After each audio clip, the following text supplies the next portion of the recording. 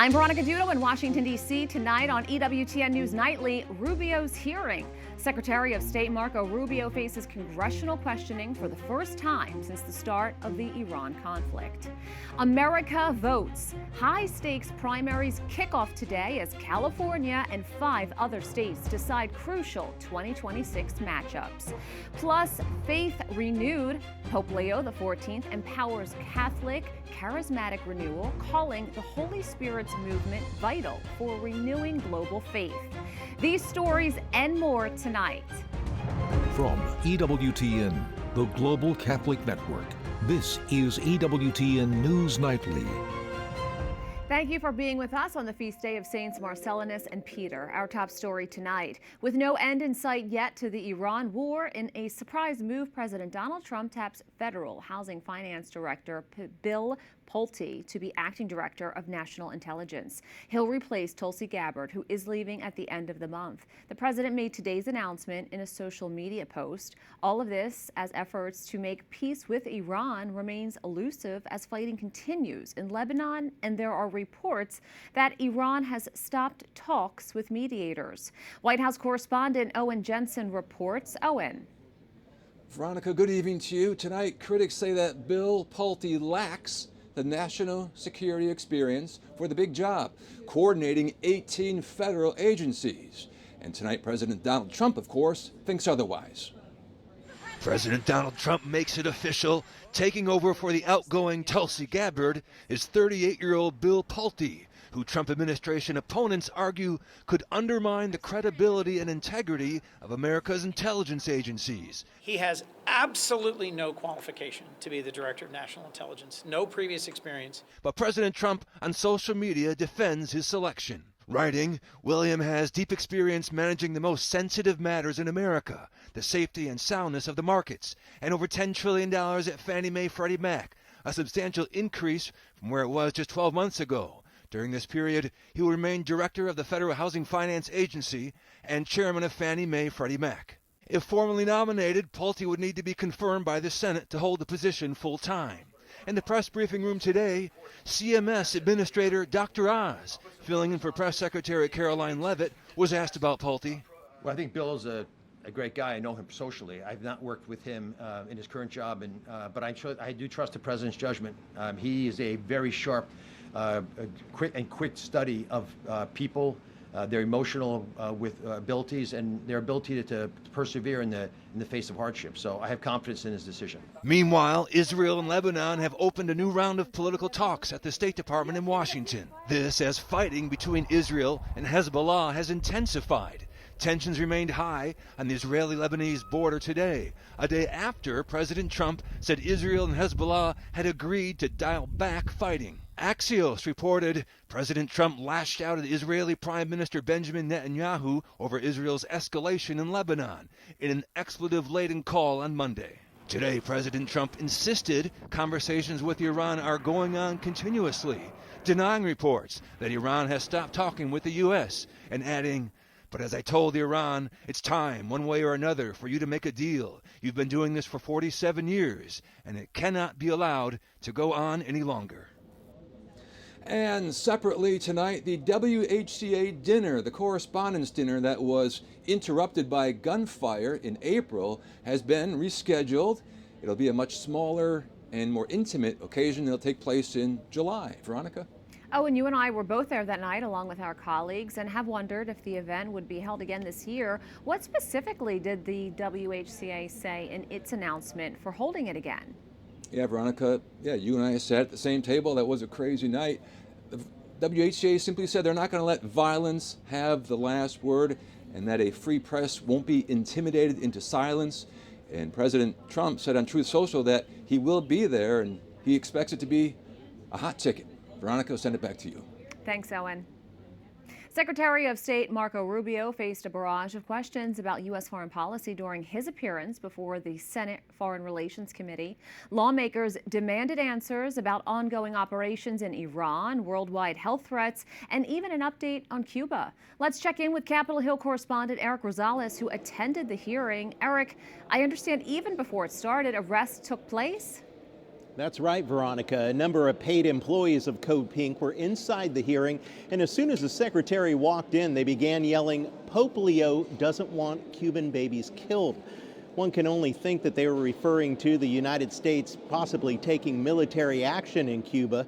They were soon removed and arrested by Capitol Police. Now, the hearing, once it got started, it was supposed to be about the State Department's nearly $34 billion budget request for next year. But Democrats who are on the committee, well, they were quick to fire off questions demanding an update on the Iran war. Secretary Rubio started off by reiterating that Operation Epic Fury was highly successful and President Trump stopped Iran from building a conventional shield of nuclear weapons.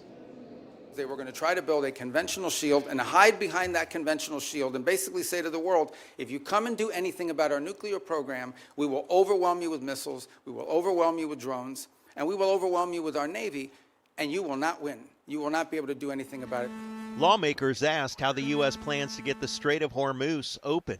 Are you going to drive a bargain that is so tough and so hard that the strait remains closed? So how are we going to get it open? If Iran wants to be able to move its oil again through the strait, they will have to reopen the straits. If they refuse to do so, then we have other options available to us, but we would prefer to negotiate the opening of this. And will sanctions continue? Iran is being sanctioned because they enrich uranium. Iran is being sanctioned because they've highly enriched uranium. Iran is being sanctioned because of their nuclear activities. If they agree to give up those things, there will be sanctions relief. Secretary Rubio pushed back against critics, claiming the administration bypassed Congress, saying the administration complied with the law by notifying the bipartisan Gang of Eight multiple times. The high-stakes hearing then looked at cuts to foreign health aid and its effects on the recent Ebola virus outbreak. Do you commit to using the $2 billion that Congress has appropriated for global health to actually help fund global health security? The global fund, we've hit our cap. We are at our 33%, and we've actually been able to attract additional donors from around the world to contribute to it. On this specific item, I would say, we intend to get this resolved. After Venezuela's regime change, the secretary doubled down on the president's hardline policy against Cuba, identifying Havana as a persistent national security threat due to its close ties with foreign adversaries. Can you give the same thing about Cuba? They need systemic and serious reform. They need to have economic reforms, and the question is, can they possibly reform, given the people who are currently in charge, both of Gaza and of their government? And I think the answer is they can. I really don't believe this system is capable of reform.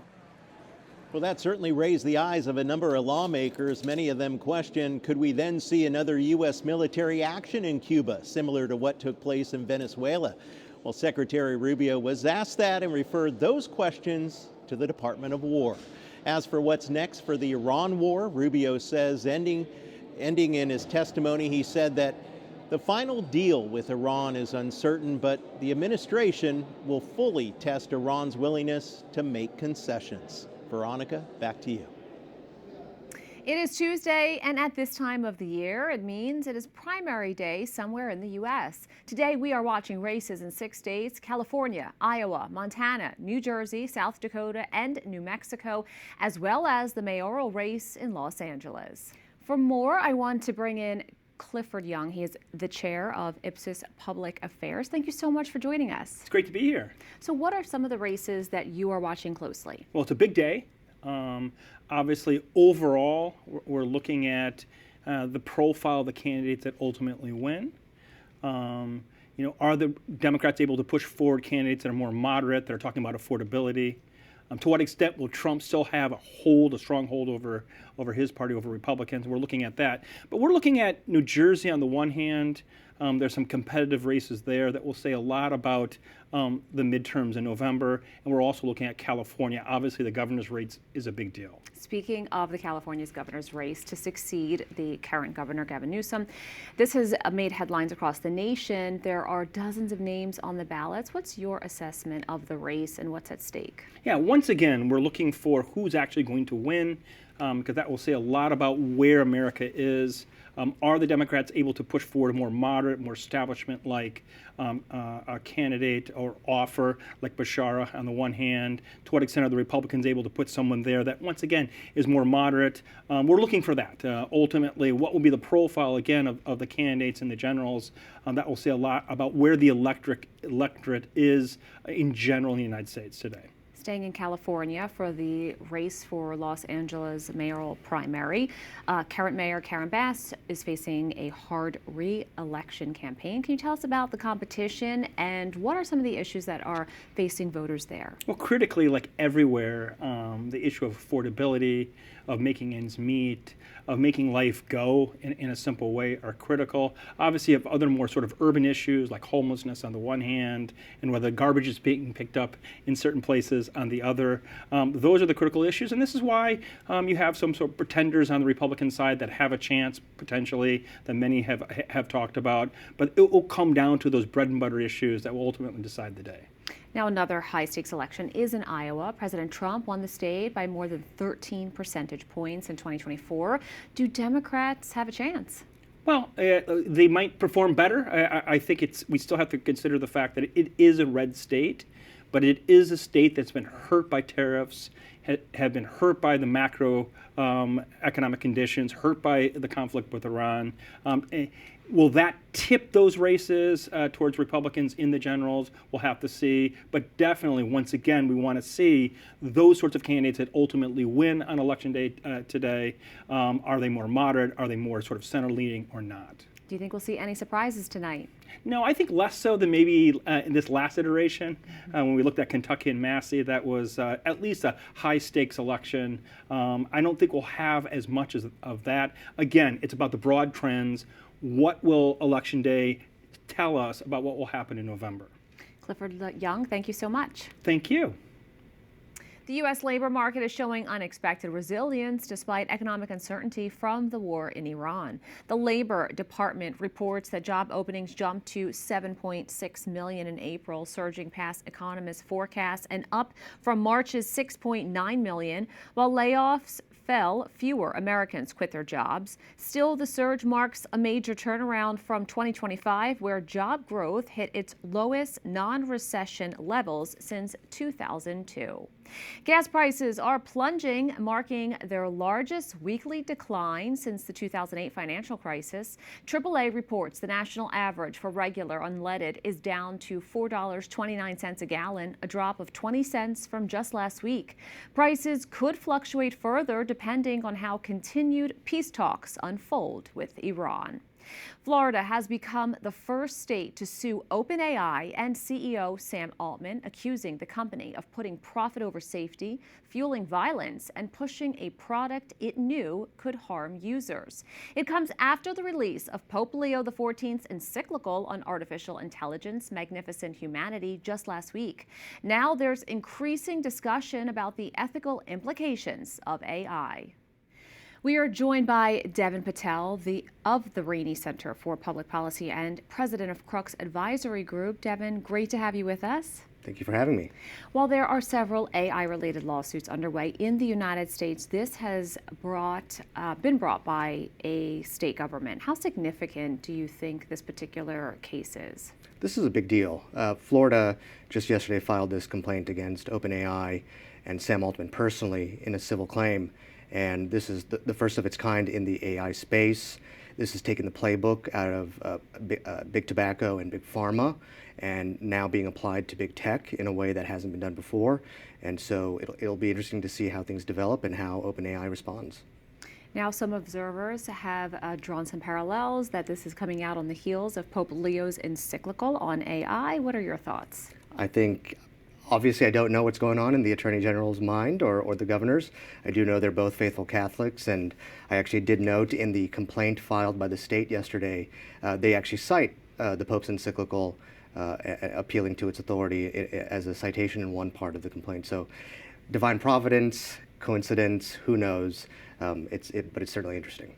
Artificial intelligence is pretty much in every aspect of our everyday lives. What are some of the broader implications, of this technology, some of the ethical questions, and, maybe what could we see happen with this case? Absolutely. So especially from the church's perspective and the popes, fundamentally we're being asked what it means to be human and what sort of future we want for humanity, for our children, for our families, and that gets very concrete very quickly as the suit alleges and as state lawmakers across the country, federal lawmakers are dealing with. Unfortunately, very quickly, these issues specifically around children who are harming themselves, harming others, unfortunately committing suicide, using these chatbots to take drugs, and so on. And so there's a very real concrete issue here on what sort of future we want for our children and how we want new technology to be interacting with our families, our societies, and our communities. Oftentimes, technology can be weaponized, but there does need to be some type of safety regulations involved here. Right now in the United States, it's state by state. We know President Trump has put out some executive orders, but it's still not answering some of these serious questions. Do you think that artificial intelligence could be on track to become a public policy issue for Catholic voters and a major pro-life concern? Absolutely. I think that this is perhaps the new defining pro-life matter. It's issues of life and death, right? When children are harming themselves and children are being convinced by technology to kill themselves or to hurt others, or transhumanists in Silicon Valley who want to see AI technology being used in end-of-life medical care because they see humans as being way too inefficient with trying to keep grandma and grandpa alive with these experimental treatments. This is very much a pro-life issue in so many different ways. Devin Patel, thank you so much. Thank you. We have a lot more still to come on EWTN News Nightly. Massive attack. Russia launches hundreds of drones and missiles on Ukraine, drastically escalating the 4-year conflict overnight. And humanitarian crisis. Millions face catastrophic starvation in Gaza, sparking a huge challenge.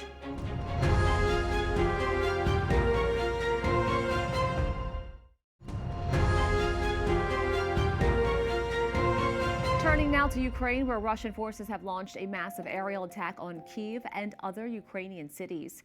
The assault with hundreds of drones and dozens of missiles began overnight and continued into the day. Officials say at least 22 civilians were killed and over 100 wounded. The bodies of a 3-year-old child, along with a woman and her 8-year-old son, were recovered from the rubble of apartment buildings in the central city of Dnipro.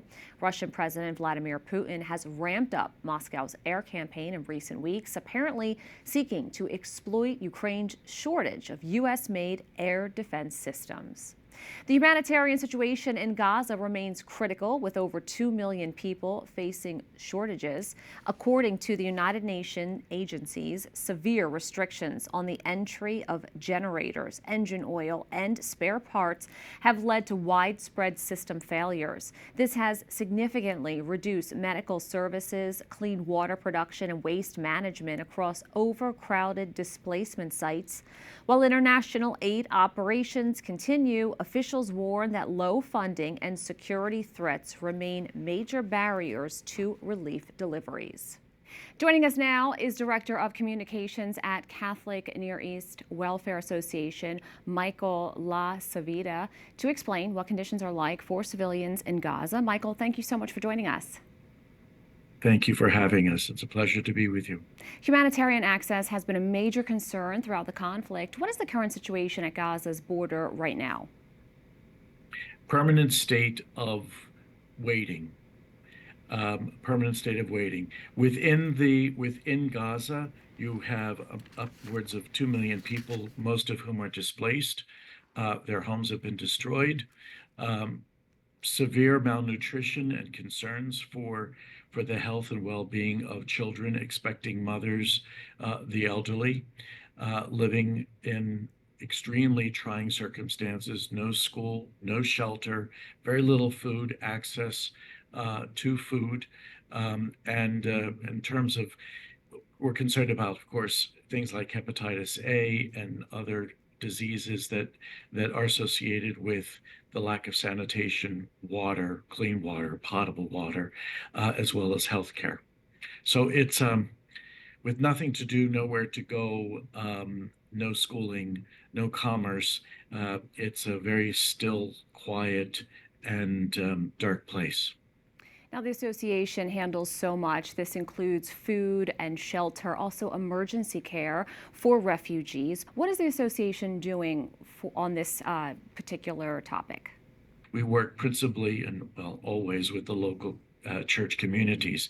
So in this case, the Latin Church of the Holy Family and the Greek Orthodox Parish of St. Porphyrius, as well as Christian organizations like the International Organization, International Orthodox Charities, as well as Caritas, and etc. So we're dealing with situations as they see them, working much of what we do is working with PTSD, of course, psychosocial work for children and the elderly and vulnerable populations, their parents, their families, medical care for mothers and expecting mothers. With your partners in the field, they're really in the thick of things. Looking ahead, what do you think needs to happen for humanitarian conditions to improve, and what role can Catholic Charities play in achieving this? Well, first of all, what Catholics can do and Christians can do is, first of all, pray, because prayer works miracles, and we need miracles. Second, we need a willingness for there to be peace. We need a willingness on all sides to want to establish some sense of stability for the people that live there. So I don't necessarily advocate open borders, but access of vehicles. As promised, I think we were expecting what is needed to deliver aid is upwards of 600 trucks a day. We're lucky if we get 400 a week carrying supplies. So if you're only getting 400 trucks a week, and what you need are more than 600 a day to feed a malnourished population, to provide them with medicines and water and food, you have a difficult situation. I can't imagine stability returning or any sense of normality returning until you have access. Michael La Savita, thank you so much. A real pleasure. Thank you. Up next on EWTN News Nightly, Evangelize America. Driven by the Pope's call, U.S. leaders launch a historic movement seeking nationwide renewal through the Holy Spirit.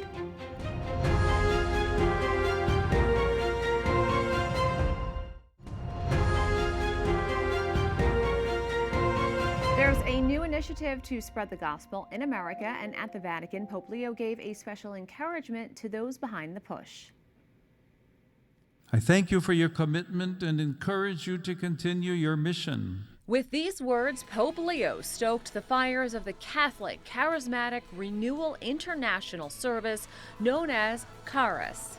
The organization just announced a new initiative called Evangelize America, aimed at bringing together Christians from different traditions. As Catholics, we need to be the ones who initiate not only missionary discipleship in our parishes as parish intentional communities, but also missionary disciples in our neighborhoods as neighborhood intentional communities. The initiative will consist of setting up small, intentional groups focused on pursuing full communion between local Christian denominations. The Pope held an audience with CHARIS on Saturday. It was his first meeting with the group since his election, but he joins a long line of popes who encouraged the development of the charismatic movement. My venerable predecessors recognized this development as a great gift to the Church.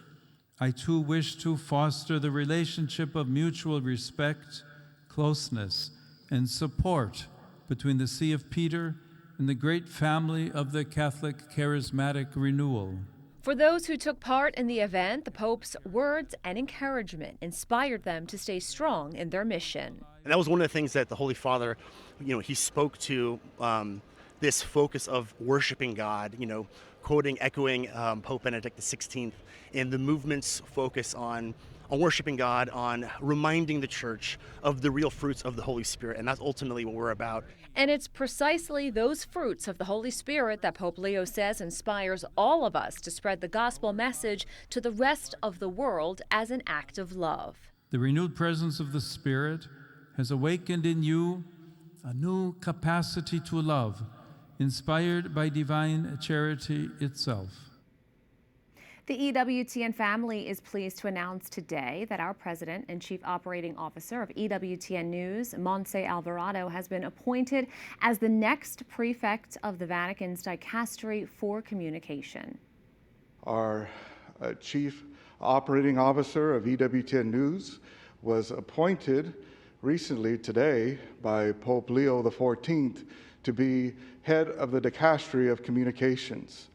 So we congratulate Montse. She's a very incredible woman of God.